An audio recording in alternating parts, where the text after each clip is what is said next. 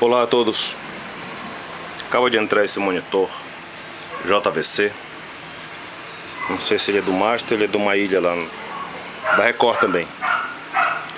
E ele tá com esse problema, ele liga e se desliga. Eu vou ligar agora. Você traz. Ligar.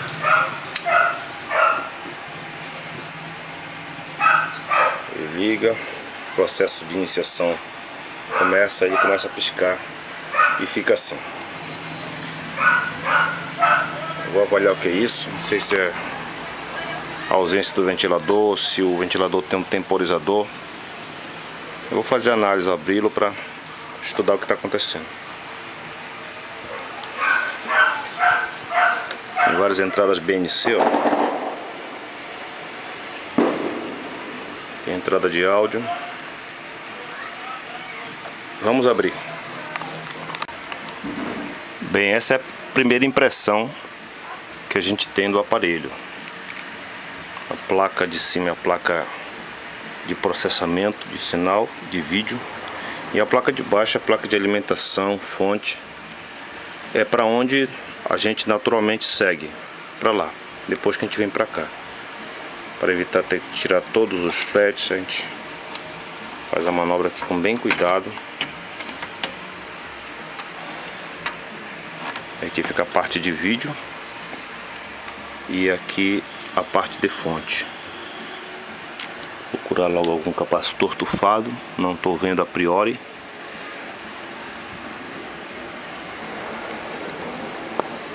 Ela não tem ventilador, que eu não estou identificando aqui. Ela contempla espaço aqui para o lugar, mas não tem ventilador. Aqui é para alimentação DC via esse conector aqui. Vamos ver.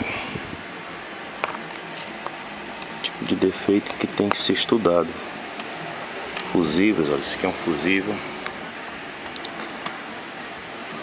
Existe fusível principal que está bem ali, ó. E outros fusíveis menores. Então, vamos analisar todos, inclusive os fusíveis SMD. Aí depois da análise eu lhe digo alguma coisa. Um circuito bem elaborado para fonte. Já houve algum tipo de manutenção nele, olha. Houve uma ressoldagem aqui nos dois diodos.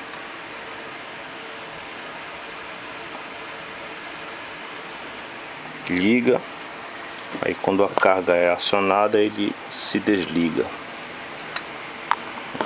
Pode ser. Esse aqui deve ser do inversor, né? O inverter, para poder acender a parte de luminosidade do display. Então a gente vai logo trabalhando em cima desse inversor que está bem aqui, olha. Que é, ao que dá para entender, é o que mais puxa energia do conjunto. Aqui é o transformador choque, o transformador de elevação para prover alta tensão.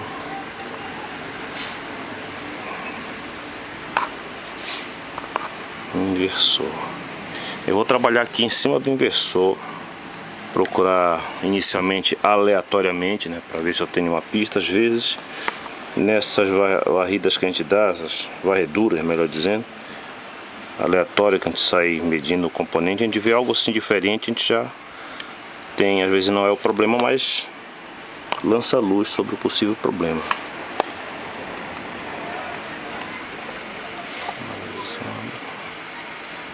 Aqui deve ser os MOSFETs, de dois integrados aqui, ou o conjunto deles. Preste atenção, eu não estou encontrando nada exatamente danificado em curto ou aberto dentro daquilo que eu lhe falei, daquela inspeção que a gente vai fazendo aleatoriamente. Mas esse tipo de defeito assim, que liga a fonte e desarma, poderia ser o regulador, um dos dois reguladores aqui. Mas o que é que eu vou fazer? Eu vou trabalhar em cima do que o que é básico. Quando chega assim, está em silêncio a fonte, ou ela não arma totalmente, eu trabalho em cima desses dois componentes aqui, ó, fotoacoplador e detetor de erro. Eu vou substituí-los. Primeiramente porque esse aqui eu peguei muitas vezes aparelhos assim, com a fonte desse jeito. Então eu vou fazer o seguinte, substituir fotoacoplador e detetor de erro, aquele 431. E vamos ver o comportamento dela, porque ela tá muito perfeitinha assim. Ela tem assim um resquício assim de parecer que caiu algum líquido, mas não parece ter saído de algum componente. E ela não tá assim com crosta. Houve realmente uma tentativa de conserto aqui, ou uma ressoldagem para ver de repente era isso, a pessoa considerou, né? Mas ela tá muito perfeitinha assim, que não tá dando muita pista assim, olha, vai para cá ou para ali. O que é que eu vou fazer? O básico: trocar o fotoacoplador e o detetor de erro. Eu encontrei esse diodo aí de uma leitura incomum. Não vou chamá-la de problemática ou errada, eu vou chamar de incomum. Por que eu estou falando assim? Nós vivemos num processo de contínuo progresso, né? Então eu não sei se isso é uma leitura normal, como eu não conheço o componente, eu não sei as características dele, mas ele está com uma leitura incomum. Vou mostrar para vocês. Vou medir nesse sentido aqui. Não dá nada, nem no teste faz leitura. Eu vou inverter a posição e vou medir assim. Ó. Aí ele está dando uma queda de tensão de 0,50 milivolts. Entendeu? Aí por que eu estou falando essas coisas para vocês? Porque a tecnologia vai aumentando e você tem que considerar. Isso aqui é um problema, é um curto. Eu vou estudar que diodo é esse, que ele está numa posição esquisita aqui. A serigrafia denuncia diodo, ó, D9601, mas ele deu essa leitura. Ele está ali embaixo do inversor. Não dá nada assim. E quando a gente muda ele de posição, ele apita como se houvesse um curto nele. Muito baixa a queda de, se for desse diodo de ultra alta velocidade, diodo choque, de baixíssima queda de tensão na tensão direta, na polarização direta, é possível. Eu vou procurar no, se eu acho, ó, NL, deixa eu ver aqui, NL, não sei se é NL ou H3IN, uma coisa assim. Vou procurar estudar, ver se já existe o datasheet dele na internet, porque ele pode ser um diodo novo e eu esteja aprendendo, né? Vou ver aqui ao lado dele, deve ter um parecido. Vamos examinar. O diodo tá bom, ele é assim mesmo. Tem um outro aqui que comparou a mesma leitura. Ele é de baixíssima barreira de depressão diante de tensão direta. A fonte eu não encontrei muita coisa aqui não. Você viu que eu primeiro troquei o fotoacoplador e detetor de erro, não resolveu nada. Suspeitei de alguns componentes aqui embaixo, não era por aí. Então eu passei a desconfiar da carga. Vi a alimentação aqui do inversor. São esses integrados aqui pequenos, olha, esses pequenos aí, eles que fazem, eles recebem a tensão maior aqui de 17 volts, desses dois diodos aqui, desses quatro na verdade, e fazem a regulação dela, dividindo, espalhando para todo o circuito, fornecendo energia. Então eu estou desconfiado da carga. Eu já trabalhei aqui nessa parte do inversor aqui, pensando ser essa carga aqui algum problema. Desconectei o display para ver se era alguma coisa. Aí eu vim para cá. O que é que eu tenho identificado?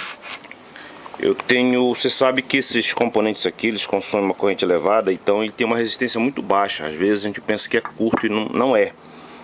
Quando é abaixo de 0,8 ohms, aí a gente já passa a ter mais uma visão mais filtrada para ali, né? Mas enquanto não for isso, a gente tem que aceitar e conviver com essa situação de que ele consome muita corrente, então tem uma resistência baixíssima. Esses BGA aqui, ó, BGA e esses outros integrados junto. Então eu já vi esse componente aqui, deixa eu colocar na escala que dá o bip. Esse aqui, ele tá dando direto, esse capacitor aí, ó, tá? E esse aqui tá dando uma resistência muito baixa também. Esse outro bem aqui, deixa eu colocar aqui para ajudar a filmar. Cadê? Não, é o diodo, que o diodo tá, ó. Só que ele tá dando nos dois lados. Aí eu tenho que comparar se é uma bobina que tá por aí, se é um... Tá aqui, ó, do outro lado também. Aqui, vamos acertar aqui, desculpem aqui. Tá? Um sentido e no outro também. Que eu tô segurando, cobrando escanteio e correndo para cabecear. Vamos avaliar aqui se isso é relevante. Claro, o que é que eu faço? Quando eu encontro um, eu vou comparar com todos. Aí nem todos, por exemplo, podem estar alimentando o BGA aqui, que exige muita corrente. Então vamos estudar, ver se é alguma coisa, se é algum capacitor, se é o diodo que está em curto. É alguma coisa com a carga que está sendo alimentada, porque a fonte está funcionando, está fornecendo a tensão que se precisa. Mas os reguladores eles estão parando de funcionar, porque tem alguma coisa exigindo além do que deveria. Então eu já estou para cá, para essa parte da placa de controle. Isso aqui não foi eu que fiz. Não fui eu que fiz. Eu tirei a placa da carcaça e eu estou identificando essa ação bem aqui. Ele está dando direto por cima, mas eu não sei se é esse o problema ou a pessoa também suspeitou e resolveu tirar isso daí, porque vários capacitores desse aqui eles dão como se houvesse um curto. Olha, vou mostrar aqui para vocês. Se a gente for pensar assim em que quando apita o teste é curto, a gente vai ficar mais perdido do que algumas coisas aí. Deixa eu colocar uma calça aqui para mostrar para vocês. A gente pegar o teste assim e sair medindo esses termos aqui, ó. Todos os capacitores aqui eles vão apitar. A gente vai pensar, ah, tá tudo em curto. Não, querido, é por causa que os BGA, esse circuito aqui, eles exigem muita corrente. Não é o BGA em si, existem vários circuitos. Processadores, eles exigem muita corrente. Aí a resistência dos componentes é baixíssima. A gente pode pensar que está tudo em curto, mas não é isso. É que a resistência é baixa devido à consumo que é alta. Aí aqui a pessoa também, ele viu, suspeitou e tirou o capacitor. Eu vou dar uma andadinha por aqui, dar uma transitada por aqui, ó, para verificar se tem fundamento isso aqui. Se no entorno dele, ó, isso aqui é uma bobina, tá? Aqui é um capacitor. Isso aqui é capacitor e ele está denunciando como se estivesse direto. Aqui eu tenho um regulador, olha.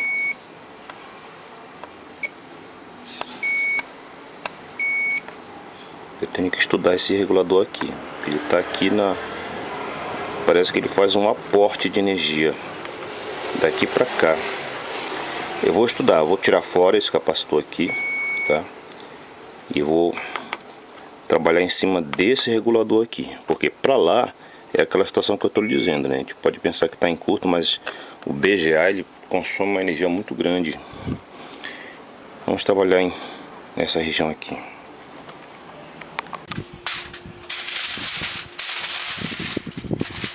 O alumínio tem dois lados, certo? Esse aqui e esse aqui mais reflexivo. Deixa o mais reflexivo para a parte de dentro.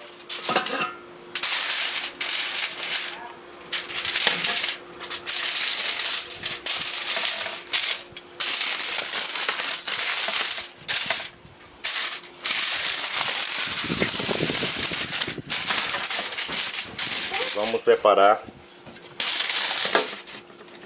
placa alto ponto.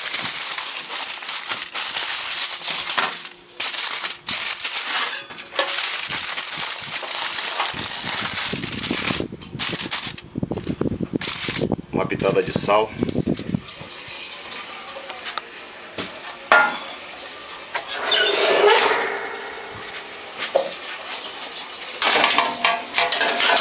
O forno deve estar pré-aquecido. 5 a 10 minutos. Acabei de tirar do forno. Tá quente para danar. Bora levar para resfriar aqui no pátio sem abrir. E pronto. Deixar ele aqui pegar um vento. Fabricado. Acabei de tirar do alumínio. Então tá um pouquinho morno, mas já dá para montar. É o tempo que ela vai resfriando por completo. Isso aqui é um tipo de um último tiro, tá bom? Mais que isso pode ser o próprio BGA, pode estar com problema. Testei aqueles integrados, aquele entorno, aquele capacitor estava movido, testei, tirei fora, não era nele o curto. A impressão de curto, né? Melhor falar assim, impressão que dá, como se houvesse um curto. Então isso aqui é o... Esses dias eu consertei a minha placa de vídeo assim. Meu computador de guerra, ele começou a dar problema. Aí eu identifiquei que era na placa de vídeo. Aí eu tirei a placa de vídeo, passei a usar pela placa mãe normal. Aí depois eu fui fazer esse teste do forno. Coloquei no forno por 10 minutos. Aí a placa restaurou-se, ficou restabilizada. E aqui eu fiz a mesma situação. Deixei lá de uns 7 a 10 minutos mais ou menos. Deixei dar uma resfriada. E vamos ver o resultado do meu trabalho. Bem, foi ineficiente todo o procedimento que eu fiz na tentativa de consertar esse monitor. Fiz o que eu pude. Forçando aqui o Power On, ele tenta, aí ele entra em reset total. Nós temos alguns problemas ali, querido. Eu não tenho como dar mais informações para vocês, porque eu precisaria sinceramente do esquema dele para poder avaliar. Quando a gente trabalha com essa situação de BGA, a gente vê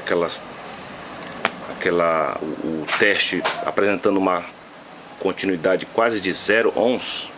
A gente tem que ser muito criterioso, porque senão a gente pensa que é curto e às vezes não é curto. Há situações que é um curto, mas as situações em que é aquilo que eu lhe falei sobre ter uma baixa resistência devido à alta consumo. Quanto menor a resistência, mais energia, mais corrente elétrica ele vai exigir por ali. E esses circuitos de BGA, eles têm muitos circuitos em paralelo, junto, ligados em linha. E eles trabalham exigindo corrente. Então, às vezes a gente fica equivocado pensando que está em curto, mas não é o caso aqui. Tá aqui, querido. Olha aí a Sonyzinha funcionando. Eu vou fechar o aparelho, eu vou entregar para o cliente, explicar para ele que isso aqui exige muito mais do que uma eletrônica. Isso aqui exige a troca do BGA para ver se ele está bom, a troca de alguns outros componentes aqui para ver se são eles, e eu não tenho esses componentes no momento para fazer esses testes, tá bom? Fica como orçamento. Eu lhe desejo toda boa sorte.